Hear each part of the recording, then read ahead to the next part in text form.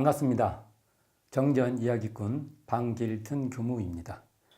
이번 시간에는 일원상 서원문의 우리 어리석은 중생 이 대목에 대해서 살펴보도록 하겠습니다.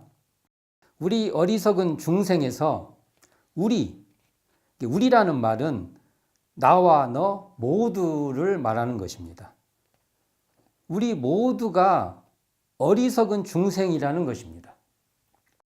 중생의 다른 표현이 어리석음이며 어리석기에 중생이라는 것입니다. 일원상 서원문의 내역 부분에 재불조사 범부 중생의 성품이라는 대목이 나옵니다. 보통 깨닫지 못한 존재, 이 존재를 범부 중생이라고 하기에 범부와 중생을 어리석은 중생이라고 말할 수 있습니다. 그렇다면 재불조사, 앞에 나온 재불조사 범부 중생이라는 말에서 재불조사는 우리 어리석은 중생이라는 이 범주에서 빠지게 되냐는 것입니다. 제외되는 대상이냐, 제외되는 존재냐, 이 문제가 발생합니다. 만일 재불조사가 우리 어리석은 중생에 해당하지 않는다면, 재불조사는 우리 어리석은 중생에서 빠지고 범부 중생만 우리 어리석은 중생이라고 한다고 하면, 일원상 서원문에서 말하는 이 일원상의 서원은 범부 중생에 국한된 서원이 될 것입니다. 재불조사는 일원상 서원과는 무관한 그러한 존재라는 것입니다. 그러나 우리 어리석은 중생이라는 이 안에는 재불조사 범부 중생이 다 포함된 그러한 말이 돼야 됩니다. 왜냐하면 첫째, 우리 어리석은 중생의 이 중생은 마음 가진 무생령들을 말하는 것이기 때문입니다.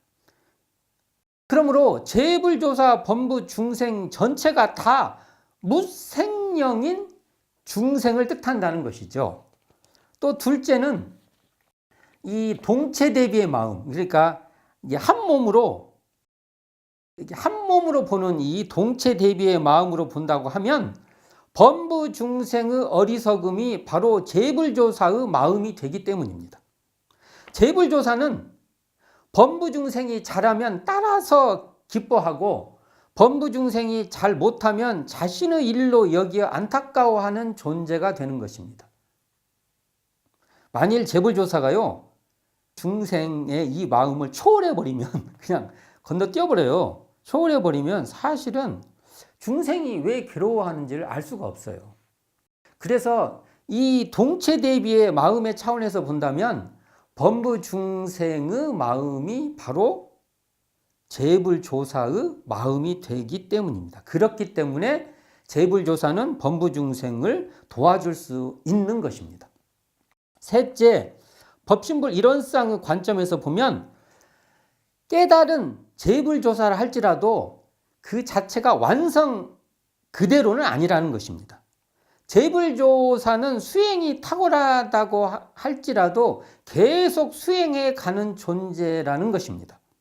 대종경 요은품 6장에 보면 자기가 어리석은 줄을 알면 어리석은 사람이라도 지혜를 얻을 것이요, 자기가 지혜 있는 줄만 알고 없는 것을 발견하지 못하면 지혜 있는 사람이라도 점점 어리석은 대로 떨어지나니라 라고 말씀하십니다.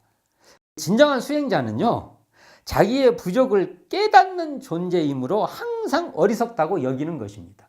재불조사는 항상 자신 어리석다고 여기는 그러한 수행자라는 것입니다. 소태산 대종사도 궁극의 수행자로서 뒤로 물러서지 않는 불태전의 수행자지만, 정말 뒤로 물러서지 않는 그런 수행자지만 법신불 일원상 자체가 아니라 법신을 구현하는 원만 보신불이라는 겁니다. 대강열애의 자체, 우리 그 법이 든 거 보면은 맨 위에 있는 대강열애의 궁극의 수행의 존재죠. 이 대강열애의 자체가 그대로 법신불 일원상은 아니라는 것입니다. 소태산 대종사도 수행자이지만 뛰어난 정말 궁극적인 수행자지만 진리 자체는 아니라는 것입니다. 청격을 채받는 인격이라는 것입니다. 그러므로 법신불 일원상전에 서원을 올릴 때에는 그게 일원상전에 서원을 올릴 때는 어리석은 중생이라고 하는 것입니다. 소태산 당신도 진리를 향해서 어리석은 중생이라고 서원하시는 것입니다. 자, 어리석은 중생과 관련된 일화가 있는데요.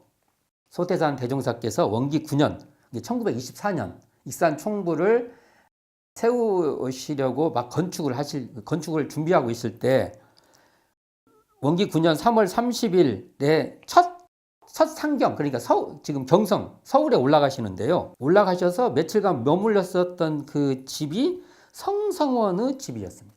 근데 이 성성원 선진의 부군 되신 분이 진대익이라는 분인데 그는 바로 경성에서 의사로 개업한 사람입니다. 이 소태산 대종사의 법을 진대익 이분도 좋아하시고 부인인 성성원의 교화 사업을 후원하였고 또는 부인인 성성원을 따라서 의사로서 바쁜 생활 속에서도 익산 총부에서요 정기훈련에 참여하곤 하였던 것입니다. 그는 자신이 일본 유학을 하고 전문의 자격을 취득하여 경성 경복궁 옆에 창성동에 병원을 운영하고 있기에 자신이 지식이 있다는 상으로 혹여 배우지 못한 사람을 간혹 이렇게 내가 지식 있지 저 사람이 지식 있는 건 아니야 이렇게 여겼던 것입니다. 이러한 진대익은 일원상 서문을 읽을 때마다 독송할 때마다 한 대목이 마음에 걸렸던 거예요. 어디냐면 우리 어리석은 중생은 이 법신불 일원상을 쳐받아서 이렇게 나갈 때 어리석다는 것이 자신하고는 안 맞다고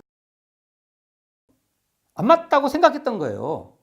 그렇죠. 왜냐하면 자신으로 말할 것 같으면 대학을 나왔고 전문의까지 딴 박사인데 내가 어리석으면 이 세상에 어리석지 않은 사람이 어디 있는가? 어리석다는 것은 나와는 상관없지 않은가? 이렇게 여기시고 어리석다는 단어를 빼고 우리 중생은 이 법신불 일원상을 채받아서 이런 식으로 이렇게 독송을 한 것입니다. 어느 날 소태산 대종사께서 진대익 이분을 불러서 요즘 공부하는 것이 어떠냐고 이렇게 묻게 돼요. 문답을 하게 되는 것이죠. 그러니까 대답하시는 겁니다. 그런데 제가 어리석은 중생에 대해서 의문이 생깁니다. 제가 왜 어리석습니까? 이렇게 물으시는 거예요. 그러자 소태산 대종사께서는 진대익 이분에게 되묻습니다. 30년 전에는 어디서 무엇을 하였지? 이렇게 묻게 됩니다. 그러니까 대답하시죠. 임실이 고향이세요. 임실에서 보통학교를 다녔습니다. 그래? 그러면 70년 전에는 어디서 있었지? 묻게 됩니다. 제가 아직 나이가 50도 못 됐는데 70년 전에는 어디 있겠습니까? 이게 태어나지도 않은 것이죠. 대종사님이 태어나지도 않는 그 자리를 물었던 거예요. 바로 이 자리가 바로 소태산 대종사께서 부모에게부터 출생하기 전 자리를 물었던 것입니다. 딱 물어봤어요. 이 자리가 바로 법신불 일원상 자리이죠. 이 자리를 물었던 겁니다. 부모를 통해 시공 세계로 태어나기 이전 자리를 물으신 것이에요. 3세의 다생검내로 변화하는 중에도 항상 여여한 그 자리를 물었던 거예요. 태어나기 전에도 있었고 태어나도 있는 이 자리를 물었던 겁니다. 진대익은 자신이 육신이 나온 것이 시작이고 죽으면 없어지는 것으로 알다가 시공을 초월한 본래 면목의 자리와 이 자리의 바탕에서 3세 다생검내로 변화하는 이 생사의 이치에 대해서 가르침을 받고서 자신이 어리석다는 것을 결국 깨닫게 되게 됩니다.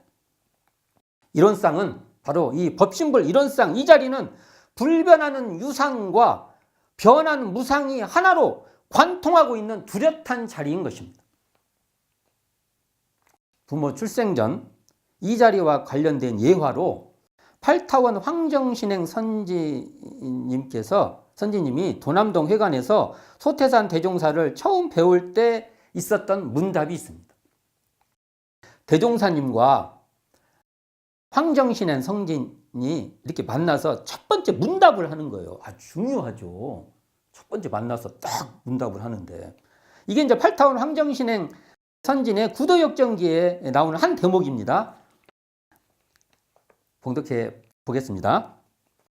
당시 지식이 있는 신저성이었던 황온순이 시골 촌양반 모습의 소태산 대종사에게 묻습니다. 여기서 중요한 말이 있죠. 황정신행님은 신여성이죠. 지금 신여성이라면 어떻게 말할까요? 전 세계를 막 돌아다니 어디든지 자유롭게 다니면서 막 참 지적이나 사상적으로나 모든 경제적 수준이나 다 자력이 넘치고 생각도 앞서가는 그런 분이었겠죠. 그런데 촌양반 모습의 소태산 대종사를 뵈서 질문을 하는 거예요. 첫 질문이 이겁니다. 어떻게 부처되는 공부를 합니까? 단도직입적이고 결정적인 질문이죠. 부처되는 그 공부를 알려주라 이 말이에요.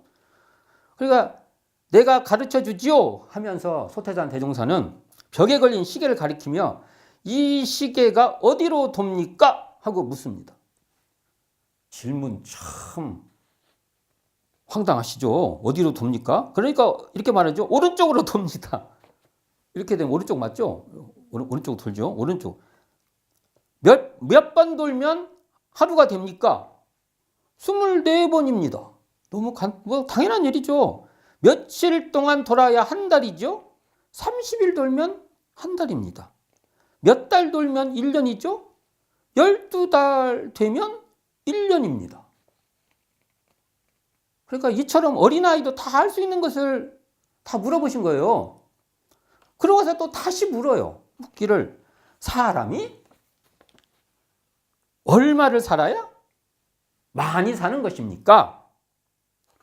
한 70살을 살면 많이 살죠. 그 당대만 해도 1930년대만 해도 한 70살 살면 많이 살았나 봐요.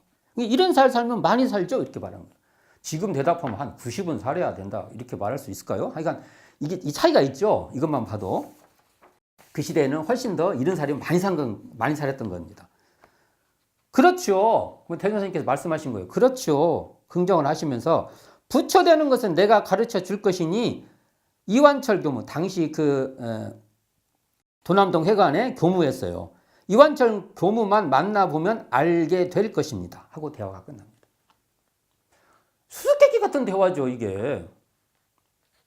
여기서 사람이 얼마를 살아야 많이 사는 것입니까? 라는 소태산 대종사의 질문은 바로 불생불멸한 유상한 상주불멸하여 여여자연한 이 자리를 물으신 겁니다. 결국 이 대화는 시계를 인용해서 생사 변화하는 무상한 자리와 함께 생사를 초월한 불생불멸의 유상한 자리를 주고받는 문답을 해주신 겁니다. 그리고 그것을 알면 부처되는 그 공부는 딱 끝납니다. 한마디로 이런 쌍 자리를 알면 부처되는 것은 딱 해결됩니다. 이렇게 말씀해 주신 거죠. 유상, 무상의 이런 쌍자리를 모르면 지식이 있든 지식이 없든 다 어리석은 중생입니다. 또한 설사 깨달았다 해도 깨달았기에 더욱 자신이 어리석은 줄 알고 끝없이 이런 쌍을 서원해 가는 것입니다. 어리석은 중생은 그렇게 하는 것이죠.